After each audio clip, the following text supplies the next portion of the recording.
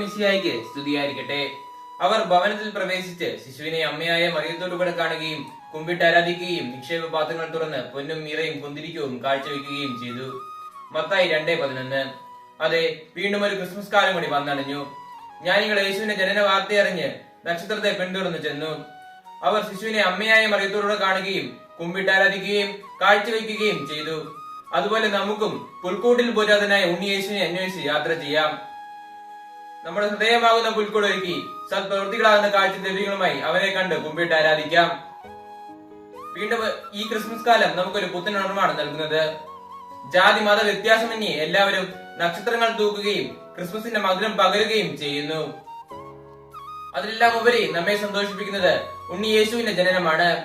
ബെത്ലഹേമിലെ കാലിത്തൊഴുത്തിൽ ജനിച്ച് എളിമയും ലാളിത്യവും ലോകത്തിന് പകർന്നു നൽകിയ ഉണ്ണിയേശുവിന്റെ ജനനം.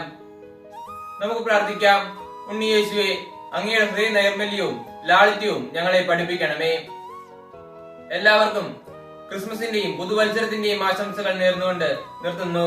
ജയ് ക്രൈസ്റ്റ്.